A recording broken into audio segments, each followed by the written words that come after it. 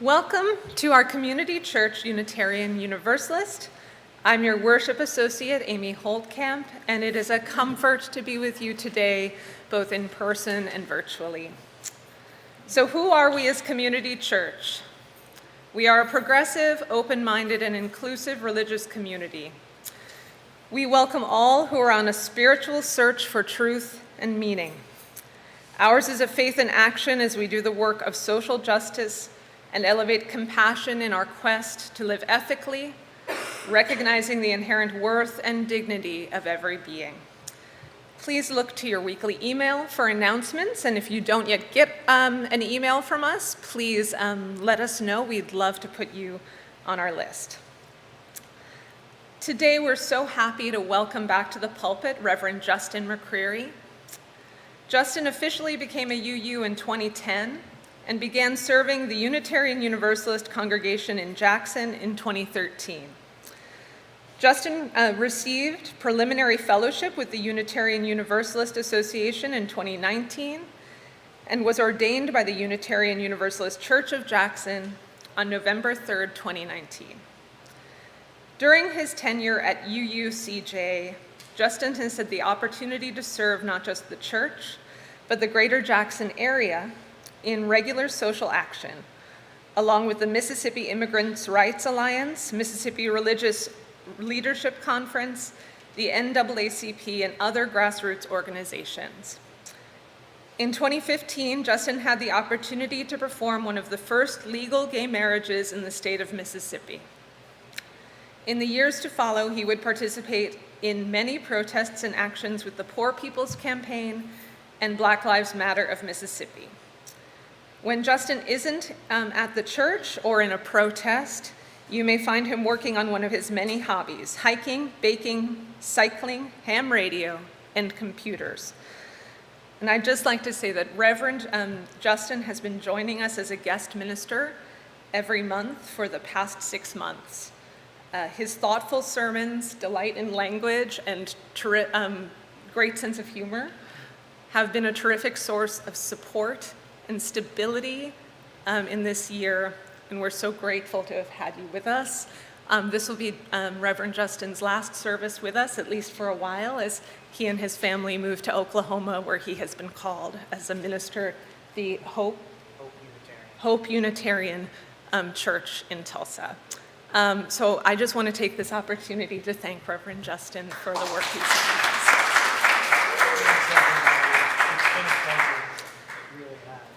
And it's our great hope that you'll come back and visit us. We will try to lure you with Mardi Gras and beignets and all the other delights that we can. All right. It is Community Church's custom to light a chalice invoking hope and eternal truth to our worship.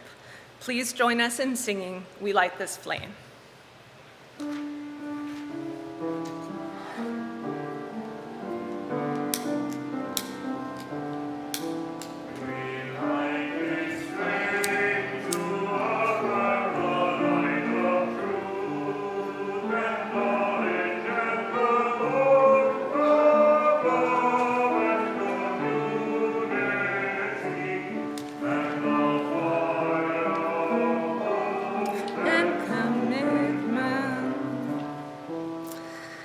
And now I'd like to welcome our RE Director, Cynthia Ramirez, to the pulpit for the Time for All Ages.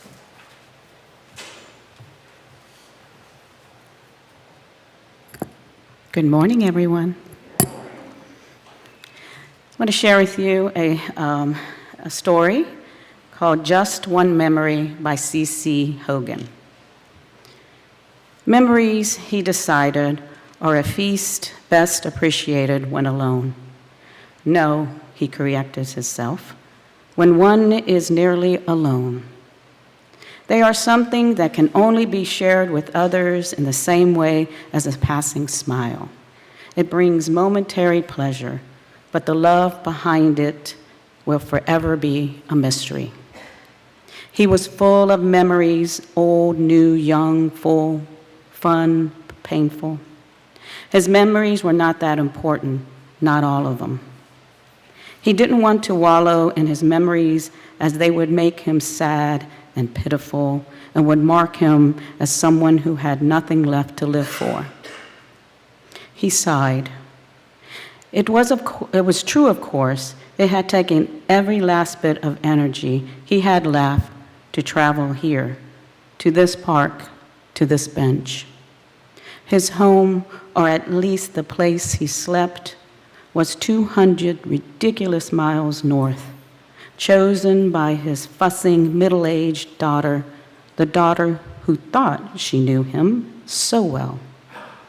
She said she knew his needs, said he missed Mom, and would be near her. Mom was buried 200 miles north, and daughter lived 200 miles north.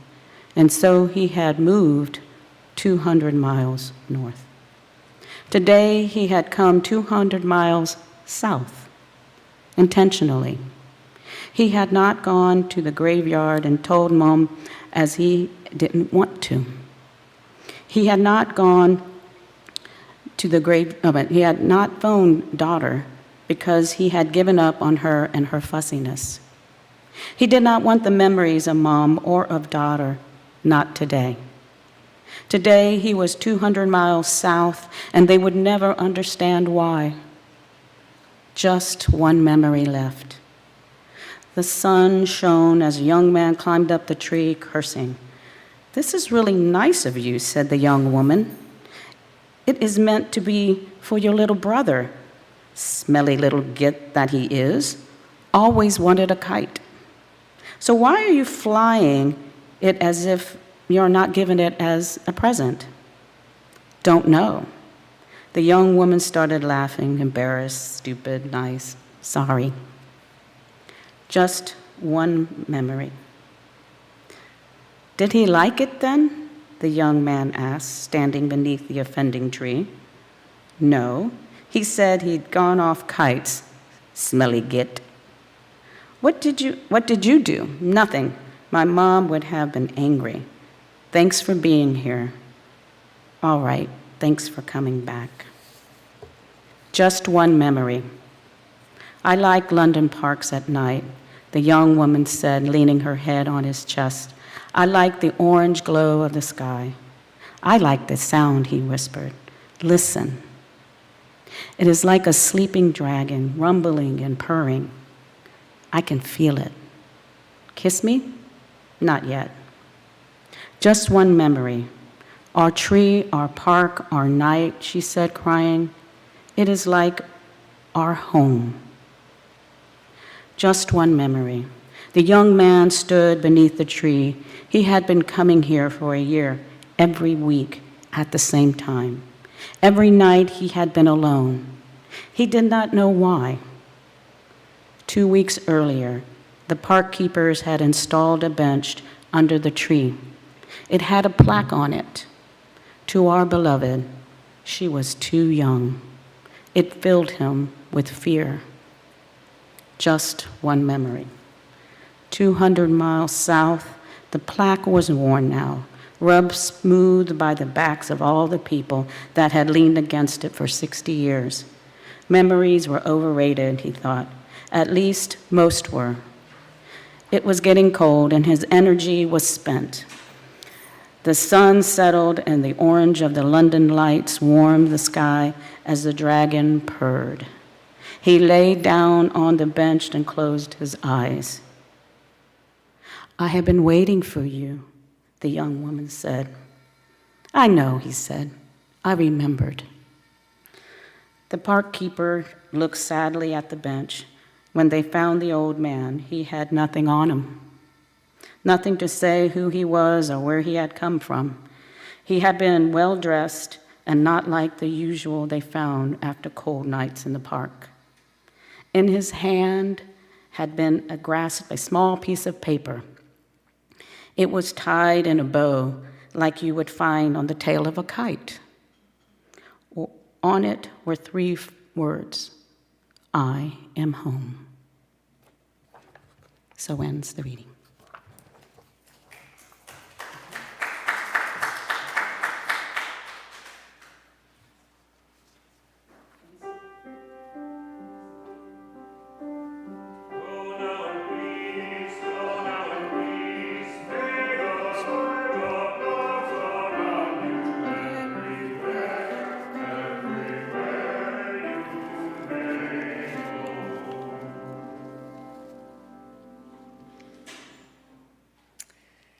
Community Church Unitarian Universalist is a self-sustaining congregation. Members' and friends' generosity help us to do the sacred work of bringing justice, spirituality, and compassion to our community and beyond. You can give in person, but you can also give online at ccuunola.org/stewardship or by text. Just text 504-370-2659, text GIVE. You can also send a check to CCUU at 6690 Fleur de Lis Drive, New Orleans, Louisiana, 70124. Thank you so much for your support and generosity. We'll be singing hymn 342, "Oh slowly, slowly they return." 342.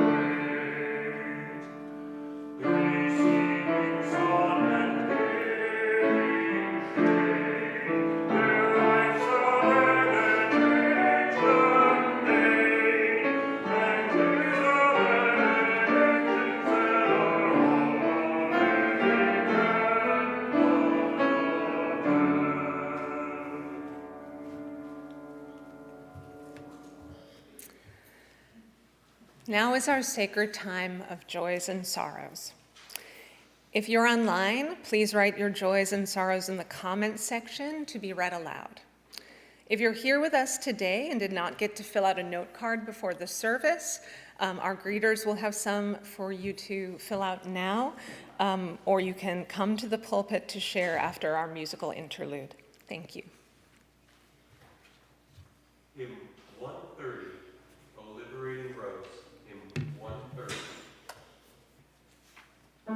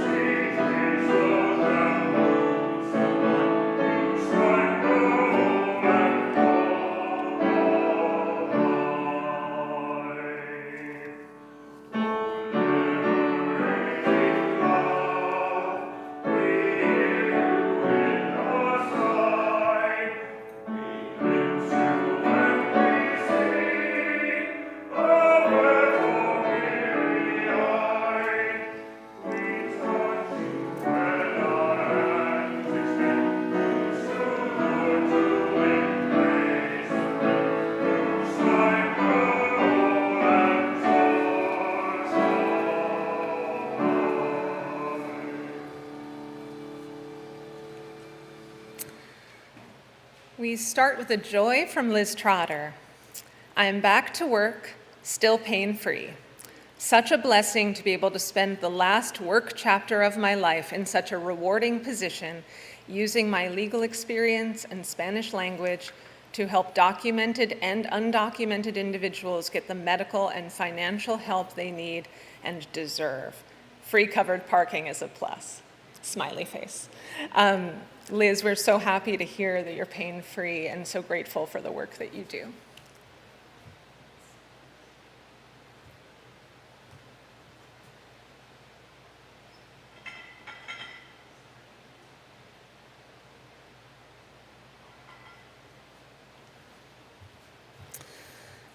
From Kathy, I am sick that Roe v. Wade has been reversed and concerned about where this will lead us.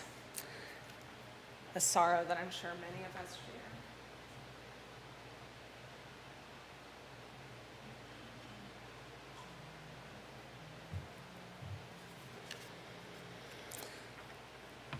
From Jim O'Neill, glad Congress passed some gun control measures, sad that assault weapons are still legal.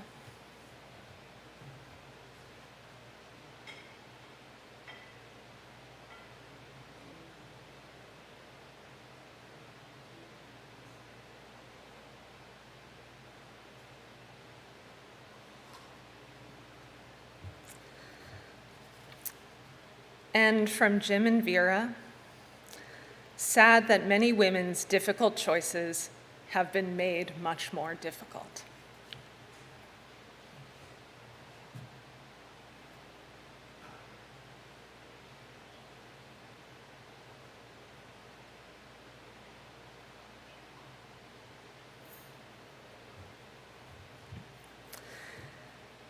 And we will light 2 more candles, one for the joys still bubbling up. Oh, I'm sorry, I didn't. Please come on. I'm sorry.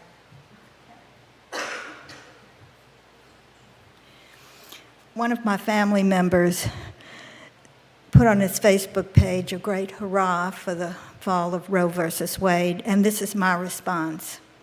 Now the real work begins to provide funding for mothers to get proper food, medical care, housing, education on parenting, money to raise a child in the absence of the father, and so on.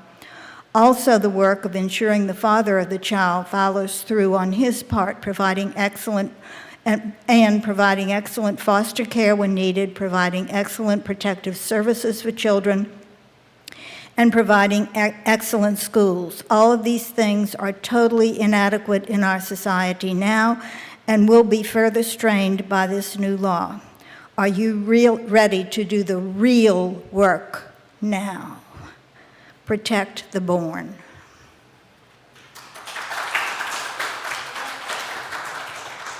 Thank you, Marilyn.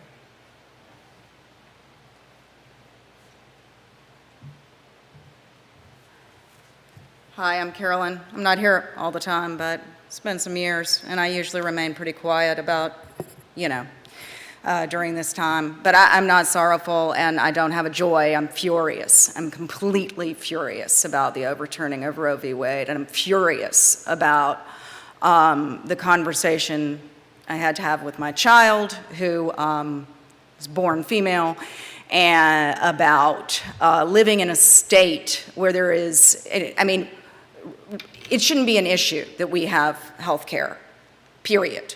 But living in a state where there's not even an exception, where there's a trigger law and there's not even an exception for incest or rape, and having to have that conversation, I am livid that I had that conversation. I'm personally having a very hard time even being around men. That's where I'm at, and I feel a free-floating kind of rage about it. I'm really sad. And I hope that we are able, I hope that I'm able to get past that and that we're able to do some things that, feel at least in some way affirming, and things can get better. But I'm having a really tough time with it personally. Thanks. Is there anyone else who has anything to share? Then we will light 2 more candles. One for the joys that we don't have words for, and one for all of the sorrow and anger and despair that we can't find words for.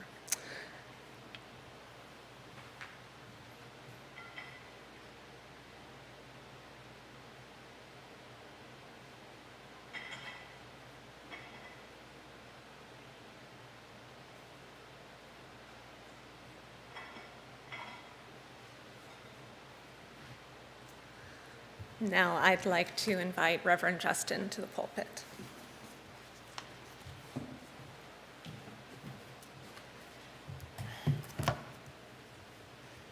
I thank you all for sharing. I never know what to do on Sundays like this because I'm not your called pastor. And I am going to go through my sermon as I had it planned, but I have a few things I'd like to say first. I sat down Wednesday morning, I think. In the church I do pastor, I thought I have to give a response. In the first words, and I kept writing. I opened a Word document, I'd write a sentence, I'd delete the sentence, I'd write a sentence, I'd delete the sentence, I'd write a sentence, I'd delete the sentence, and I'd write a sentence, and I'd delete the sentence. And this went on for hours. Because the fact of the matter is, like you shared, which I appreciated, I'm angry.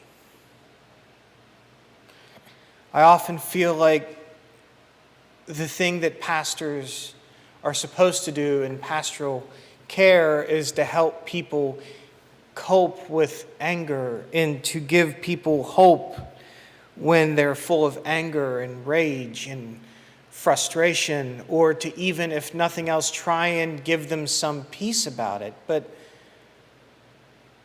anger is the right response to what happened with the Supreme Court. Being a living faith, Unitarian Universalism moves its center. We are not centered into classic Unitarianism of the 15th century or the Universalism of the 20th century or even what was created in the merger in the 1960s. The center of Unitarian Universalism does not live there. Unitarian Universalism is a living faith that moves with and for the times in which it is called to be. Central to our principles, to our sources, to all the themes of our congregation, of our faith, and I am going to call it a faith. Central to our faith is the idea that human beings, to be treated with dignity, have bodily autonomy. That's in the middle. There is no dignity without autonomy. In that autonomy, for the sake of a faith that is not ours and that is an actual minority in this country, that autonomy has been stripped of 50% of the population.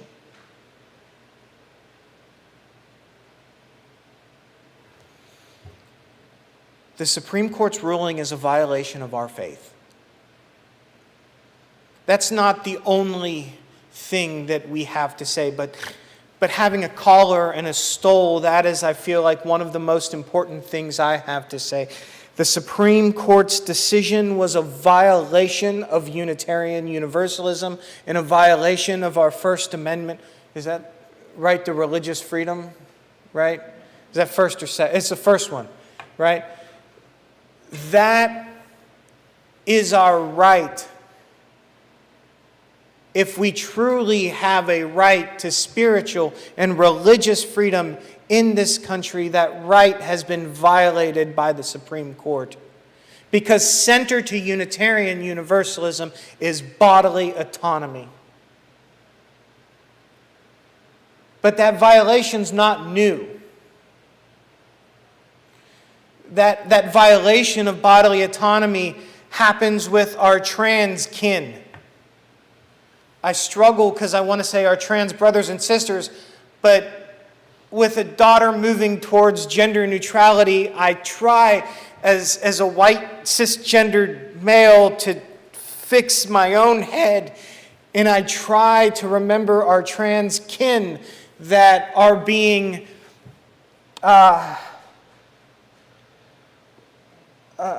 what is it? The theological word.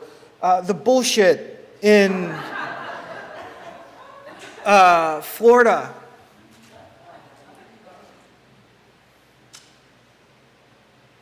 Stands in opposition to our faith because our faith centers in bodily autonomy, the right to make decisions about our bodies, and we should be angry. The arguments that have been brought against me as I have to fight with people, and they say, well, it's the law of the land, or it's legal, or it's in the Constitution that way, like any other medical procedure is ever in the Constitution. There's no other medical procedure in the Constitution. Why does the Constitution require this one? And having to fight and say, well, that's the law, and as people of faith, we're called to follow the law. No. Our faith was full of abolitionists, and the law defended slavery. Our faith was full of people who gave their lives to fight Jim Crow, and Jim Crow was legal in law. When this country was founded, women couldn't vote, African Americans couldn't vote, minorities couldn't vote. That is against our faith.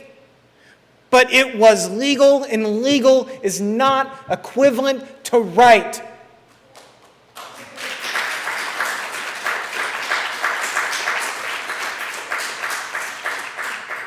Thank you for being furious. And I know I don't need to give you permission, but you should be furious. Every Unitarian Universalist around the country should be furious. They are stepping on our faith.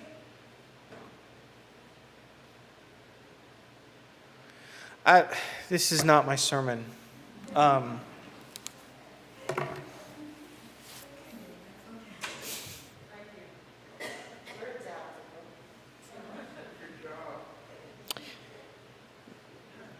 And I had to have a conversation with our daughters. And we had to have that conversation. So what do we do?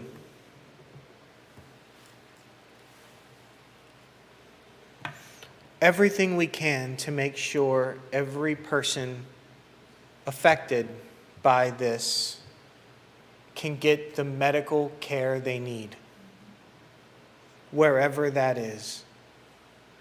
We support their bodily autonomy if it's driving to Illinois, if it's donating money, and a lot of it will be supporting the organizations that have been preparing for this. I don't know what yours is called. I know the ones in Mississippi. I know the ones in Alabama where Lilyhammer is, and those organizations are already doing the work. Our house in the suburbs outside of Jackson, Mississippi, I had a box of Plan B.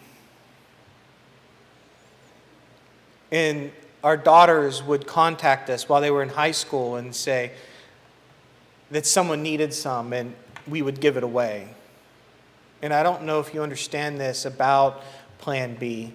The directions aren't clear on it. If you are a certain weight, you need to take 2. If it's a little older, you probably need to take 2. 2 does no harm. And it's $50 a pill. even though it's over the counter. So, in this context of Unitarian Universalism and our faith being stepped on by a Supreme Court that tells us whether we agree with abortion or not, we are centered in bodily autonomy. And as we move forward with our faith, we must support that for everyone else. I didn't mean to speak that long, and I hope I wasn't out of line. The hope that we have in the future is the work that we are willing to do. That's not right, but it is what it is when it comes to, and we can't stop with a woman's autonomy. We have to talk about trans youth, LGBTQ youth. We have to talk about the people that have been stated very clearly by Clarence Thomas. Am I allowed to say names? That the Supreme Court decisions they're coming for next. That is also bodily autonomy. And we support that. We have to. To quote Malcolm X, by any means necessary. My reading before my sermon is Blackberry Picking by Seamus Haney. Late August, given heavy rain and sun for a full week, the blackberries would ripen. At first, just one, a glossy purple clot among others, red, green, hard as a knot. You ate the first one, and its flesh was sweet like thickened wine. Summer's blood was in it, leaving stains upon the tongue and lust for picking. The red ones, inked up that hunger, sent us out with milk cans, pea tins, jam pots, where briars scratched and wet grass bleached our boots. Round hayfields, cornfields, and potato drills, we trekked and picked until the cans were full, until the tinkling bottom had been covered with green ones, and on top big dark blobs burned like a plate of eyes. Our hands were peppered with thorn pricks, our palms sticky as bluebeards. We hoarded the fresh berries in the byre, but when the bath was filled, we found a fur. A rat-gray fungus glutting on the cash. The juice was stinking too. See, once off the bush, the fruit fermented as the sweet flesh turned sour. I always felt like crying. It wasn't fair that all the lovely canfuls smelled of rot. Each year I hoped they'd keep, but knew they'd not. How big is your mind? This question was asked on a YouTube channel by a guy named Michael Stevens. How big is your mind? Think about it, though. See, I didn't ask about the size of your brain, which, by the way, is 15 centimeters long and about 3 pounds with the consistency of tofu. I asked, how big is your mind? Is it calculatable? Does it take up space? What does the mind look like? How do we define the boundaries of consciousness? Does it sprawl like nerves, or is it compacted like a brain? When confronted by a bush that burned but was not consumed, Moses called to deliver a message to an Egyptian pharaoh for the redemption of his people, begged the question, "Who shall I say sent me?" And the answer given by that bush that burned but was not consumed was weird. Tell them the I Am sent you. In Greek, it's ego, eimi. And from that, Freud created the word ego to define the center of who we are. Freud broke up the mind of the psyche into three parts: the childlike id, the parent, and the superego. But the one who negotiates the middle between the superego and the child is the ego. And of that, the conscious part is considerably tiny. Regardless, is my mind infinite? If someone's mind is bigger than mine, is it infinite plus one? Is the heart part of the mind? Is the mind part of the heart? Or are these two things separate, embodying a soul? Is the body connected to it? Were the Gnostics right? Is our soul trapped in this flesh from which we strive to be released? Or are the body and the mind and the heart one thing that creates the being, the soul? Is it? And what even does is mean? See, maybe the mind is the sum of all the experience of our body and our soul that has been carried through moments on the waves of space-time. And once again, if that mind is infinite, what will it be tomorrow? Infinite plus one? Does the mind evolve, or is it born anew with every moment? More importantly, when the fire within us is snuffed out, is the mind we spent decades creating thusly snuffed? Is it, like John Donne said, that we are less of a species when one is gone, for no person is an island unto themselves? Does the exit of one mind create a vacuum? Maybe it falls like rain to the water of the new growth, the new mind springing forth with every child born and every thought added. Is that where dreams live? I suppose someone out there can pull up an image of the brain and tell me where all these functions take place. Sure, we can point to the place where memory is stored, where reaction is perceived, where input is intuited. But is that the mind? I think I prefer to think of the mind as a vast sea of chaos being brought to order by the I am, the ego, the infinite and undescribable chaos in the spirit of some displaced deity hovering over the deep. Or maybe I just like to wax an elephant.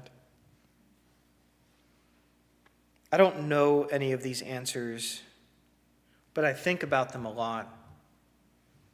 And I don't even know if any of these questions are important, especially now in the world that we live in.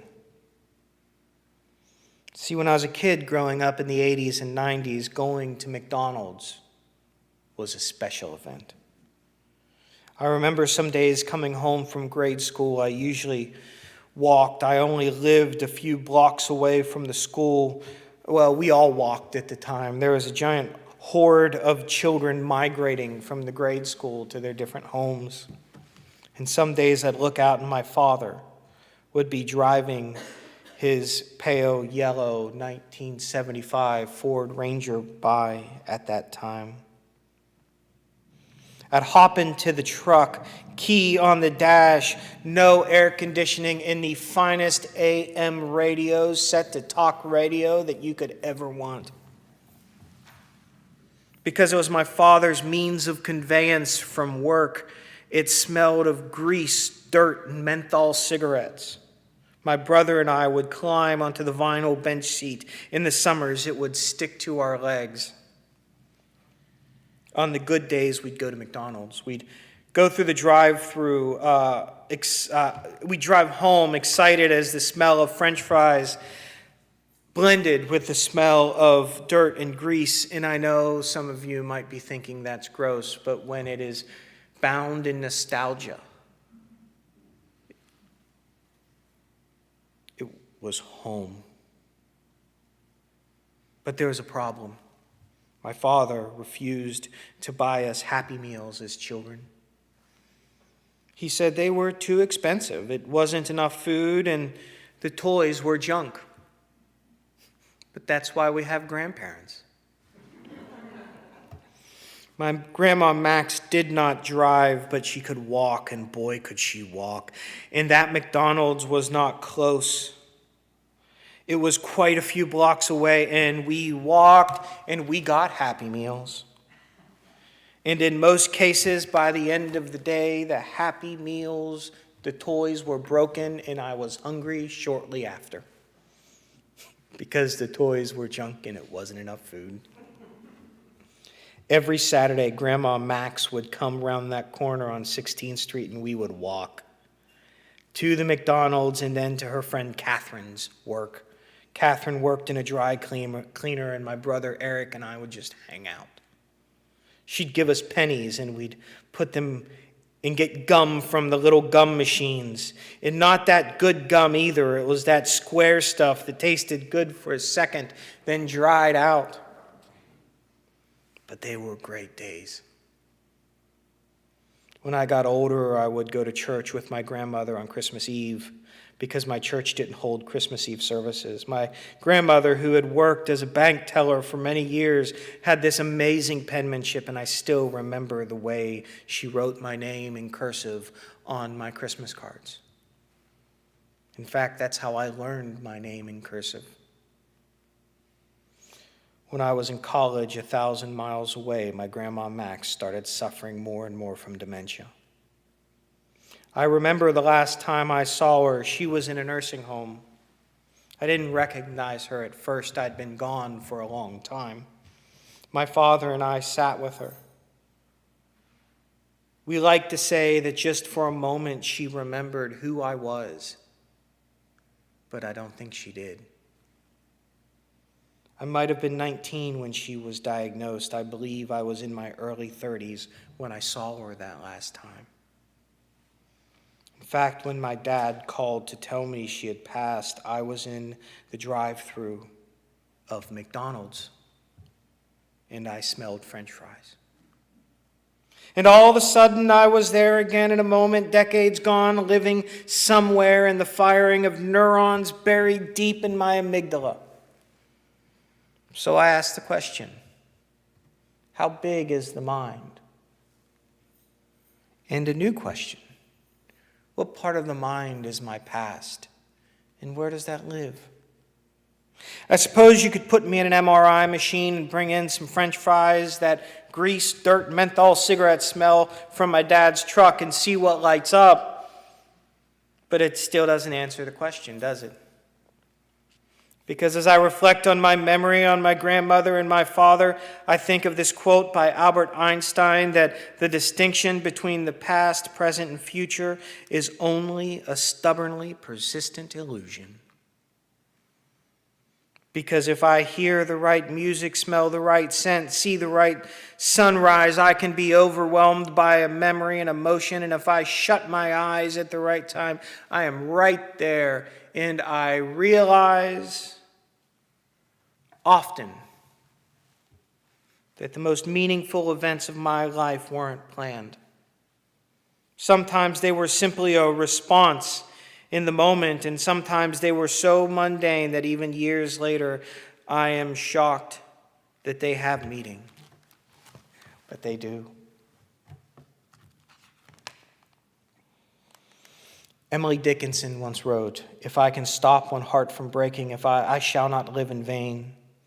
If I can ease one life from aching or cool one pain, or help one fainting robin unto his nest again, I shall not live in vain." I started preaching from Emily Dickinson about a year ago, so I got this book, and I began to walk through the book in spiritual practice, and I would make notes in pencil. I made sure to have a pencil because she can be pretty complicated, and I am a bear of very little brain. I learned that most of her poems were published posthumously. As someone who doesn't publish his poems, I understand. And as someone who reads her poetry, I understand why. Her poems are not just about her, they are an extension of Emily. And for someone to criticize that extension would be to criticize her. And how can we do that with what is inside of us? So I have my book of Dickinson's poetry in notes in the margins in this poem. If I can stop one heart from breaking, I shall not live in vain. If I can ease one life from aching or cool one pain or help one fainting robin unto his nest again, I shall not live in vain. I wrote this. You eased my heart from breaking, so you did not live in vain. I think some of the best and sweetest gifts we are given are often confused for mundane because their meaning hasn't fully bloomed in our souls. Grandma Max was not warm, but the French fries were. I can still hear her voice boom my name when I was making a joke or telling a story. With Grandma, I could order a Happy Meal or hotcakes if I wanted. With Grandma, the knowledge that she would be coming round that corner in the alley to my house filled me with hope. Human beings, especially Americans, have this complicated relationship with expectation. This feeling that if we don't do something that puts us in the history books, or if we don't ever get that house with the white picket fence, or even hold the same job for 20 years, we have somehow failed. If our bank account is not big enough, if we can't pay our bills all the time, if we never click off everything in our bucket list, life had no meaning. And I think we look at the wrong indicators of success and meaning if that is the case. See, I remember when a teenage boy who'd come to church with his friends hugged me and said, "You are my preacher and this is my church." I remember conversations I had with people on their deathbed as a hospice chaplain that were never known. And I remember my stepdaughter, Jessica. We had just launched a model rocket into the sky, her arms raised in a V as the parachute came out. I realized the most meaningful memories of my life are mundane because they were full of love, a love that was present every day, given by the sacrifice of countless generations. And we may only be a footnote to the lives that come before us, but as long as we ease one heart from aching, our life truly mattered. Thank you for listening.